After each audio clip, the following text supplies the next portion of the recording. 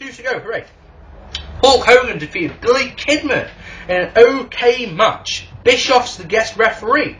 Hogan comes out with Horace Hogan, who Bischoff eliminates immediately, sends him to the back. Fuck off, you go.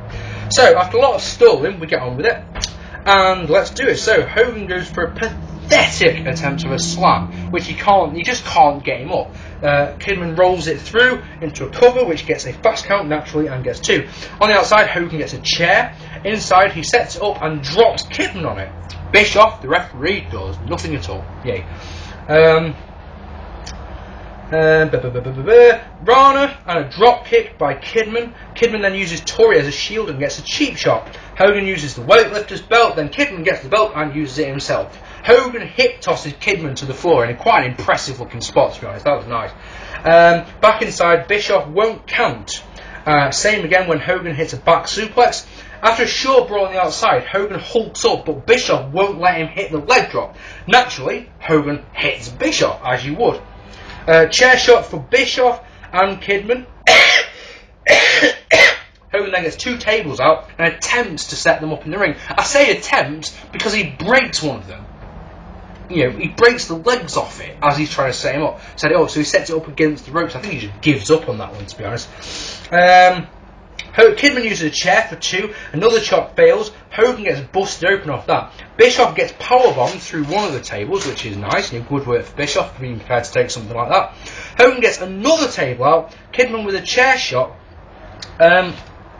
He sets up Hogan on one of the tables, goes up top to splash Hogan through the table. Hogan moves out of the way. So Kidman goes through the table, yeah. Hogan puts the cover. Bischoff's out cold, obviously, from being powerbombed. So Horace comes out and makes the count with Bischoff's hand. And you're thinking to yourself, yeah, that's an alright finish, but they did that over the Edge 98, you know. Austin did it with Vince when he was the guest referee. So you're like, So, yeah, I gave it 2 stars because for what it was pretty entertaining. But the problem is, of course, this didn't do Kidman any favours at all, did it? This was Kidman bumping like a badass for Hogan. And there wasn't really that much wrestling in it. It was just chair shots and table bumps. And, it was alright, though. And then in the main event, oh, dear me. I should talk about the main event, shouldn't I? David Arquette, basically, between Spring Stampede and this show, in the month that was, yeah? Basically, DDP won the championship, yeah?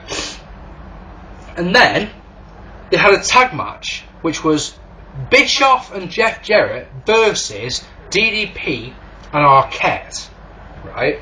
And whoever got the pin got the championship.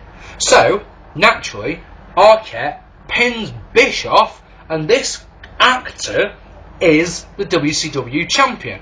Now, if you believe the bullshit, this championship dates back to 1905, and it's been held by all the greats: Lou Thesz, Harley Race, Dusty Rhodes, Ric Flair, yada yada yada yada yada. Count them off. Of course, if you believe that, then you're a tit, because the WCW championship was created in the early 90s. But even so, Hogan, Flair, Savage, Goldberg, Nash, these men have all held the championship, and now Arquette is your champion, and you can understand why this happened, why this buy rate was so low. This incidentally happened because in a booking meeting, Tony Schiavone said, as a joke, wouldn't it be a laugh if David Arquette was the champion? This was because Ready to Rumble was just about to come out, which incidentally is the worst film I've ever seen. I've seen some crocks of shite in my time, yeah? Ready to Rumble ranks up there with the worst. For a start, it makes wrestling fans look like idiots. Go watch it. If you haven't seen it, trust me, yeah? Their main pastime, the 2 main characters, is sticking their fingers up their arses and sniffing it. Is that what you do as a wrestling fan? Is that what you do? Because I know for a fact that I sure as fuck don't. Really, the only good thing about that film is the king. I will rule you. Fucking superb. Other than that, so yeah, they make Arquette champion, and it gets a bit of coverage in some minor magazines. But other than that, it just makes the title belt mean fuck all. I mean, seriously, how many times have you heard me say when I've been reviewing a WCW show, yeah, that the title means nothing? Literally, now, at this point, that title belt, which is meant to be the most important thing in a wrestling company, is the championship. Yeah, people want People buy shows for the championship match. That's what it's always been. That's what it's meant to be. Yeah. If your title belt means nothing to the fans, you know, why even bother tuning into a show? So someone, Vince Russo, thought this was genius. So Jeff Jarrett defeats DDP and David Arquette in, to be fair, it wasn't that bad. It was just stupid. Triple cage match. The triple cage was used at the end of Ready to Rumble in the big finale. It was used there, so they thought, oh, it must work. So you've got a standard, like the Hell in a Cell cage, yeah, round the ring. Then you've got a second one, which is called Hardcore Hell, which is full of weapons, yeah. And then you've got a third one, which is called the Guitar Room, and then the belt is suspended above that. Bear that in mind. Okay, so away we go. Arquette looks terrified, he promptly runs away. Crap DDT by Jeff Jarrett, and then an Urinagi by DDP. Splash by Arquette misses. To get to the second level, you need to use a ladder. Enough of them about. In a move that makes absolute... Oh my god, this makes so little sense you wouldn't believe it. After all the DQ bullshit tonight, all the weapon shots, yeah, check this for stupid, right? DDP picks Jerrett up, yeah, in the, like he's going to do a back suplex or an atomic drop position, yeah, and basically balls him on the ring post, yeah, and Jerrett blades. Jerrett blades. Now, I've been hitting the testicles a fair few times, probably too many times than I'd actually like to think about, yeah? But at no point has my forehead cut open. Come on, people! Yeah, wrestling's all about suspending your disbelief, yeah? We all know that, but that is just stupid, ludicrous. Makes no sense.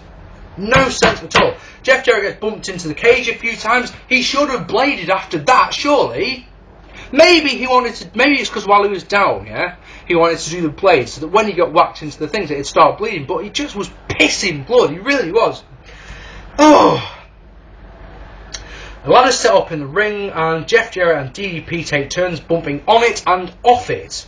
Jeff Jarrett brings in another ladder, more of the same. Arquette does nothing for all of this, by the way. DDP gets up to the second cage, and there's various weapon shots on that hardcore helmet. In a truly scary moment, they get Irish whipped into the cage, yeah, and the cage breaks. Now, if they had been going, a little tiny bit faster, they would have gone straight off the cage into the crowd.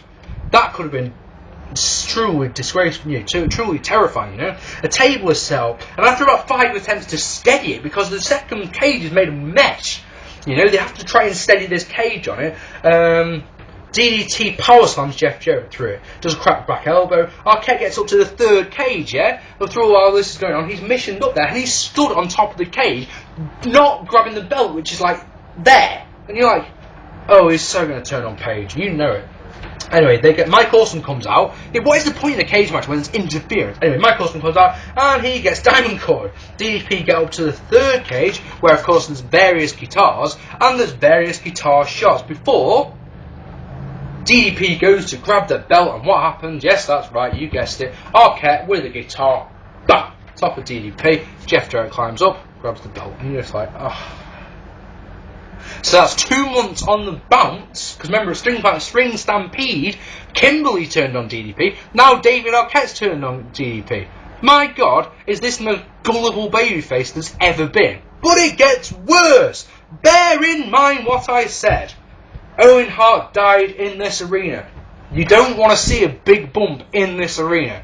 Chris Kanyon appears, and what happens? Mike Awesome, who'd been groggy after the Diamond Cutter, he gets up and literally launches Kanyon off the top of the second cage onto the ramp. The announcers, oh God, the announcers basically sell it like he's dead. They basically make it sound like, at least he's broken his back. In this arena, no, not good. Not good at all. I'm happy to give this match 2 stars. Because it was, it was alright. But no more than that. I'm happy to give this show... Actually, no, what will we give this one? There was some alright matches on it. The match quality actually improved as it went on. Which was weird. For a WCW show, you're expecting, half star, stars, dud. There was 2-star matches in this one. So I'm going to give this one 5 out of 10.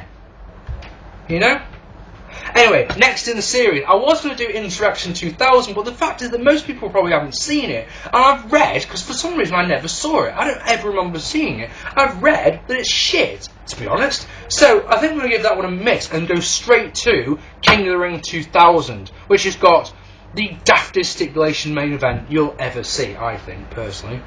Yeah, actually, no, yeah, I had to stop and think, because I thought about a couple of matches, but no, really, it's fucking daft. I've been Mark P, love to know what you think down here. Take it easy.